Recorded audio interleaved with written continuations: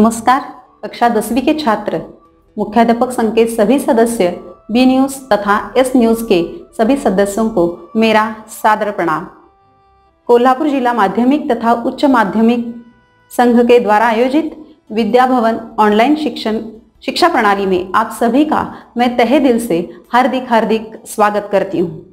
बच्चों, आज हम 10वीं कक्षा के हिंदी लोक भारती के पाठ्यपुस्तक में से दूसरी इकाई की पहली कविता जो है, जिसका नाम है बरसहि जलद, इस कविता को आज देखने वाले हैं, अर्थात इसका अध्ययन आज हम करने वाले हैं। बरसहि जलद इस कविता की रचना अर्थात रचयिता है हमारे हिंदी के प्रसिद्ध संत कवि गोस्वामी तुलसीदास जी। कविता का अर्थ जानने से पहले या कविता की पढ़ाई करने से पहले हम जानेंगे गोस्वामी तुलसीदास जी का परिचय। अर्थात हिंदी साहित्य में अनेक ऐसे कवि लेखक हुए हैं प्राचीन काल से आज आधुनिक काल तक, और उन सभी में गोस्वामी तुलसीदास जी का एक अलग सा स्थान हमें दिखाई देता है। तो यहाँ पर हम जो बरसहि जलद कविता कवि गोस्वामी तुलसीदास जी ने लिखी है, उनका परिचय देखते हैं। गोस्वामी तुलसीदास जी का परिचय। गोस्वामी तुलसीदास जी का जन्म 1511 में उत्तर प्रदेश बांदा जिले में हुआ था और उनकी मृत्यु हुई थी 1623 में वाराणसी में उनकी मृत्यु हुई थी। गोस्वामी तुलसीदास जी हिंदी के प्रसिद्ध कवि, विद्वान और चिंतक के रूप में जाने जाते हैं। तो यहाँ पर गोस्वामी जी ने रामचरितमानस, विनय पत्रिका, हनुमान चालीसा, बरवे रामायण, जानकी मंगल, कवितावली जैसी कालजयी ग्रंथों का निर्माण किया था। अर्थात यहाँ पर गोस्वामी तुलसीदास जी संस्कृत के विद्वान थे, परंतु उन्होंने अपनी बहुत सारी रचनाएं जनमानस की भाषा, जिस रामचरितमानस के किष्किंधा कांड से ये जो बरसहि जलद हम पद्य देख रहे हैं, उस रामचरितमानस की रचना भी गोस्वामी तुलसीदास जी ने अवधी भाषा में या सामान्य लोगों की भाषा में की है। यहाँ पर रामचरितमानस के बारे में मैं आपको बच्चों जरूर बताना चाहूंगी कि रामचरितमानस यही रूप जो जनमानस को कंठस्थ था, अर्थात रामचरितमानस अवधी भाषा में लिखी जाने के कारण ही यहाँ पर यह सभी सामान्य लोगों तक पहुंची थी। और इसकी और एक खासियत है रामचरितमानस की कि विश्व में प्रथम 100 जो महाकाव्य है, उन महाकाव्यों में हमारे रामचरितमानस को भी उतना ही महत्वपूर्ण स्थान दिया गया है। अर्थात गोस्वामी तुलसीदास जी हिंदी साहित्य के इसीलिए एक प्रसिद्ध संत कवि के रूप में जाने जाते हैं। तो प्रस्तुत पद्यांश जो गोस्वामी तुलसीदास जी के रामचरितमानस से लिया गया है, बरसहि जलद जो किष्किंधा कांड से लिया गया है। बच्चों, यहाँ पर मैं आपको एक जानकारी देना जरूर चाहूंगी कि किष्किंधा कांड रामचरितमानस के बारे में, जहां रामचरितमानस में लगभग 7 अध्याय या जिसे कांड कहा जाता है, जिसमें बाल कांड, अयोध्या कांड, अरण्य कांड, किष्किंधा कांड, सुंदर कांड, लंका कांड और उत्तर कांड, ऐसे 7 कांड या अध्यायों का समावेश यहाँ पर किया जाता है रामचरितमानस में। बाल कांड में जो रामचरितमानस का सबसे बड़ा कांड है, जिसमें अयोध्या कांड, कैकेयी श्री राम जी को वनवास भेजती है, वो वर्णन वहां पर दिया गया है। उसके बाद है अरण्य कांड, जहां पर श्री राम, सीता मैया और लक्ष्मण जी वनवास गए थे 14 सालों के लिए, वहां का वर्णन अरण्य कांड में मिलता है। और उसके बाद चौथा कांड आता है या अध्याय किष्किंधा कांड, जिसके बारे में हम जानकारी या उसके कुछ हिस्से की जानकारी हम बरसहि जलद इस कविता के माध्यम से लेने वाले हैं। तो किष्किंधा कांड यानी क्या है? तो श्री राम किष्किंधा पर्वत पर पहुंच जाते हैं। सीता मैया का अपहरण रावण करता है और उसकी खोज में श्री राम और लक्ष्मण निकल पड़ते हैं और पहुंच जाते हैं किष्किंधा पर्वत पर, जहां पर उनकी मुलाकात उनके परम भक्त हनुमान जी से होती है। वहीं पर वानरों के राजा सुग्रीव से भी उनकी मुलाकात होती है और उसका वर्णन किष्किंधा कांड में हमें मिलता है। उसके बाद है सुंदर कांड, जहां पर हनुमान लंका में पहुंच जाते हैं और वह सीता मैया से मिलते हैं। उसका वर्णन हमें सुंदर कांड में मिलता है। और उसके बाद है लंका कांड, अर्थात यह वाल्मीकि रामायण में युद्ध कांड के नाम से जाना जाता है, जिसमें श्री राम जी और रावण का युद्ध होता है और उसका वर्णन हमें वहां पर मिलता है या वहां वर्णन किया गया है। और अंत है उत्तर कांड, 7वां कांड। इस प्रकार रामचरितमानस के 7 कांड है बच्चों, जो एक जनरल नॉलेज के रूप में आप जरूर ध्यान में रख सकते हैं। तो यहाँ पर किष्किंधा कांड से ली गई यह रचना बरसहि जलद, जो दोहा और चौपाई छंद में हमें मिलती है। संत यहाँ पर इस बरसहि जलद, मैं बच्चों आपको इस कविता के नाम का अर्थ बताना जरूर चाहूंगी। बरसहि अर्थात बरसना और जलद का मतलब है बादल।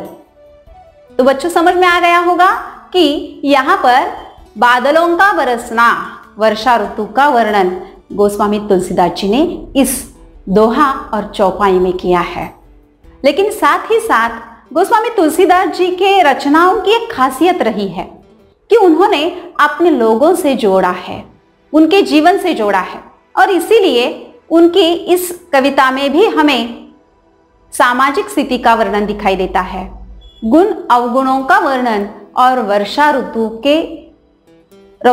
का वर्णन हमें यहाँ पर देखने को मिलता है। यहाँ पर आपको एक और बात बताना चाहूंगी बच्चों कि जब आप इस कविता को देखेंगे तो आपको यह कविता थोड़ी सी कठिन लगेगी, लेकिन क्योंकि यह कविता लिखी है अवधी भाषा में, पुरानी हिंदी में लिखी गई है, और इसी वजह से यह थोड़ी सी हमें संकोच में लगती है। लेकिन जब हम उसका अर्थ देखेंगे या आप अर्थ उसका सुनेंगे तो आपको बहुत ही आसान लगेगी। जब हम उसका अर्थ देखेंगे तो आपको वह बात निश्चित रूप से समझ में आ जाएगी। तो यहाँ पर इस काव्य खंड में अर्थात दोहा चौपाई में कवि संत गोस्वामी तुलसीदास जी ने हमें श्री राम जी अर्थात सीता हरण के बाद का वर्णन इस काव्यखंड में हमें मिलता है। श्री राम और लक्ष्मण दोनों निकल पड़ते हैं, भटक रहे हैं, और उस वक्त बरसात की ऋतु आ गई है, अर्थात वर्षा ऋतु आ गई है। बादल बरस रहे हैं, बरसहि जलद, और उस वक्त प्रिया के बिना अर्थात श्री राम जी का अपने सीता के बिना, सीता मैया के बिना मन बहुत ही व्याकुल हो रहा है। और उसी व्याकुलता का वर्णन कवि संत गोस्वामी तुलसीदास जी ने इस बरसहि जलद कविता में किया गया है। तो बच्चों सबसे पहले हम क्या करेंगे, यह कविता पढ़ेंगे, ठीक है।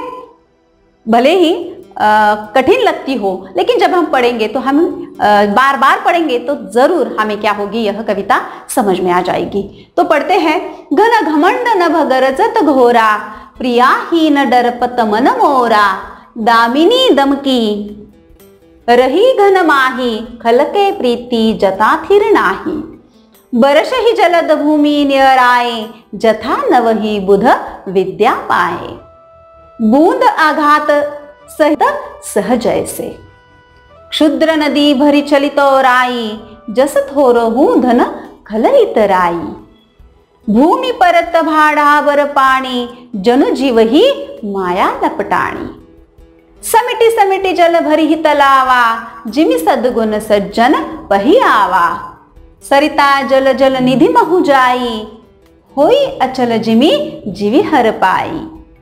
उसके बाद है दोहा। हरित भूमि तृण संकुल, समुझ परहि नहीं पंथ, जिमि पाखंड विवादते, लुप्त होई सदग्रंथ, लुप्त होई सदग्रंथ। तो यह रामचरितमानस के किष्किंधा कांड से लिया गया पहला हिस्सा है। तो बच्चों यहाँ पर हम हर 2 पंक्तियों का अर्थ और उसके कठिन शब्द यहाँ पर दिए गए हैं, आप जरूर उसे देख सकते हैं। तो यहाँ पर पहला जो दोहा है या 2 पंक्तियां हैं, उसे हम या ही न डरपत मन मोरा, दामिनी दमकी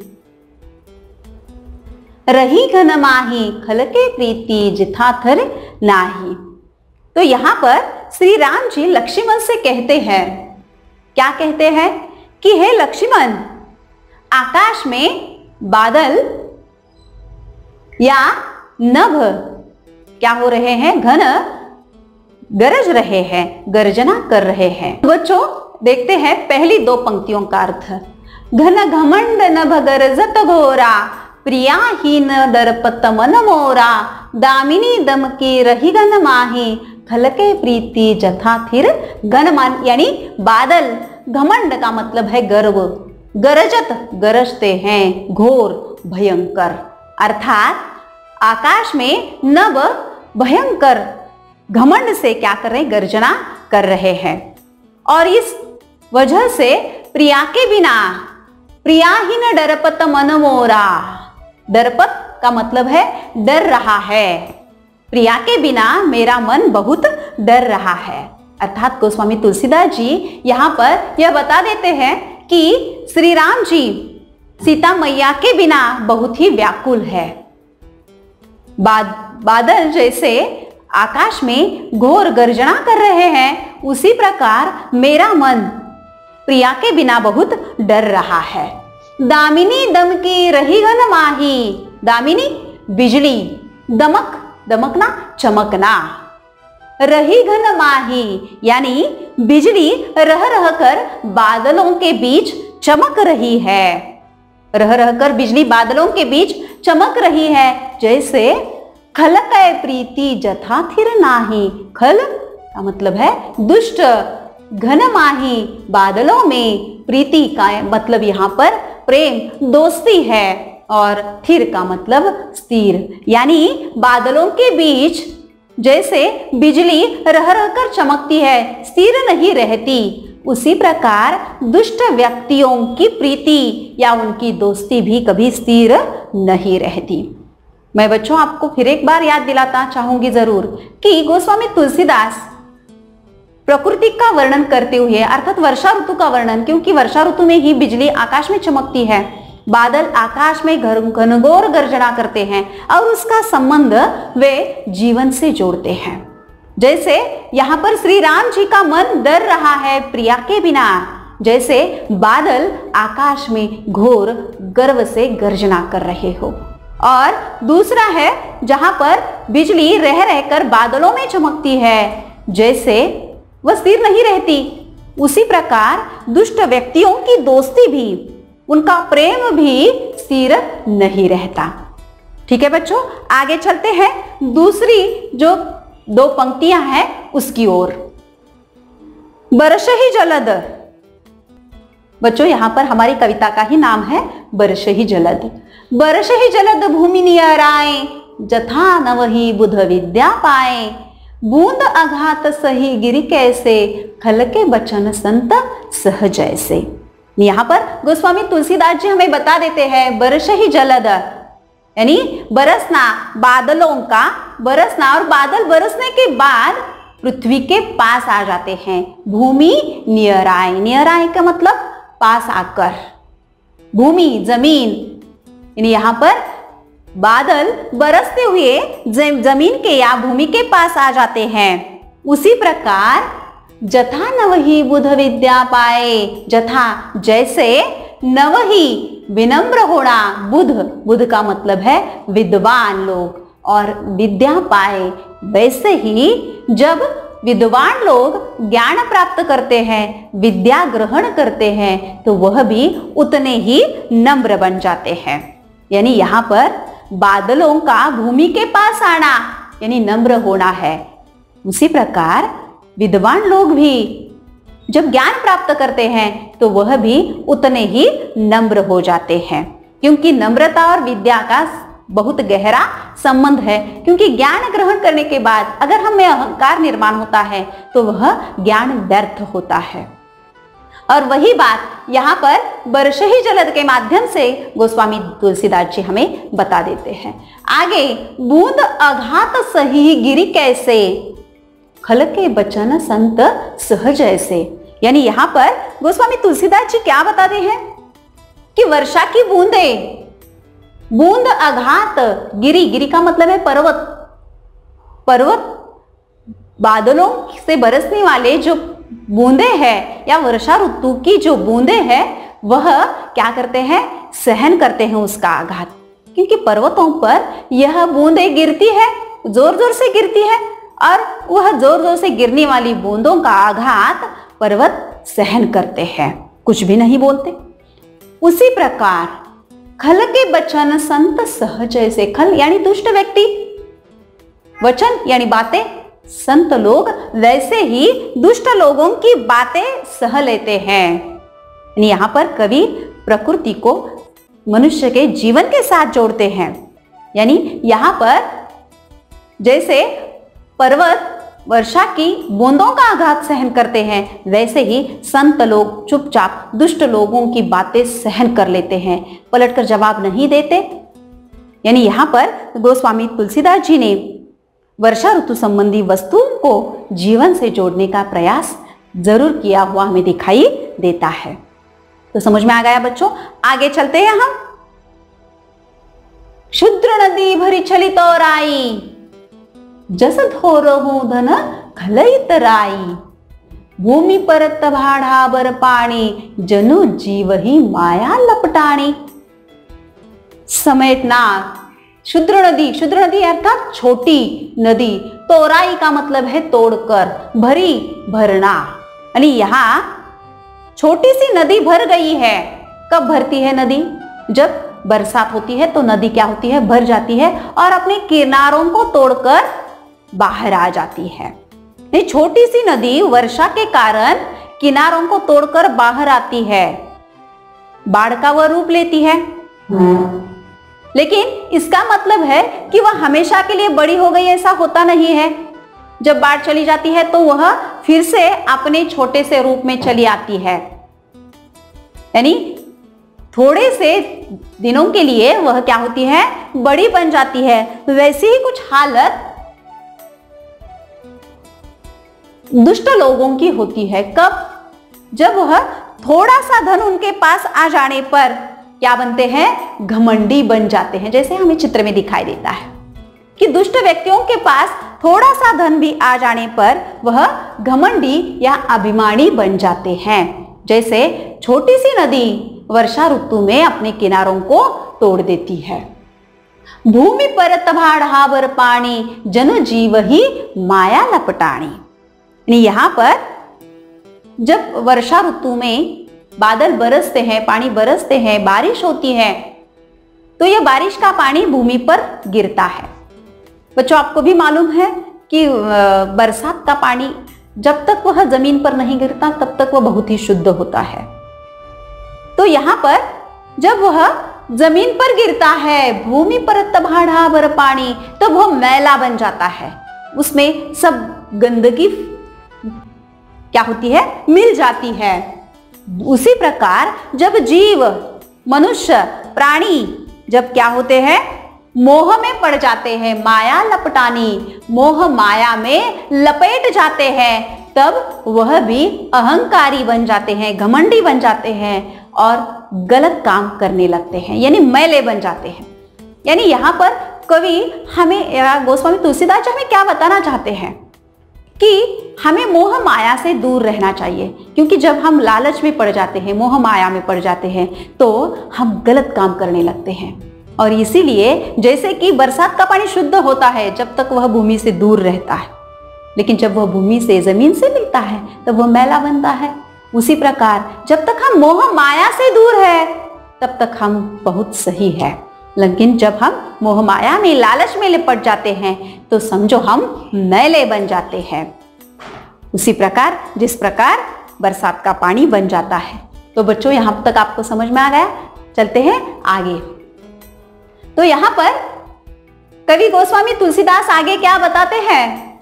समिति समिति जल भरी ही तलावा, जिमि सद्गुण सज्जन पही आवा, सरिता जल जल निधि महु जाई, होई अचल जिमि जीवे हर पाई। यानी यहाँ पर समेटना, समिति, समेट करना, जमा करना, इकट्ठा करना, जिमि जैसे, पही के पास। यानी यहाँ पर बरसात का पानी धीरे धीरे तालाब में जमा हो जाता है, इकट्ठा हो जाता है और तालाब उस बरसात के पानी से भर जाता है, यानी समेटता है, जमा करता है और इससे तालाब भर जाता है। जैसे सद्गुण सज्जन लोगों के पास आ जाते हैं, ठीक उसी तरह सज्जन व्यक्ति के पास धीरे धीरे सद्गुण जमा हो जाते हैं और वह सज्जन व्यक्ति और भी अच्छा बन जाता है और भी श्रेष्ठ बन जाता है। इस प्रकार यहाँ पर वर्षा ऋतु में होने वाली बरसात से, उस पानी से क्या होता है, तालाब भर जाता है। वैसे ही धीरे धीरे सज्जन व्यक्ति के पास सद्गुण आते हैं और वह व्यक्ति और भी सज्जन या अच्छा दिखाई देने लगता है, बनने लगता है। अगली पंक्ति है, सरिता जल जल निधि महु जाई।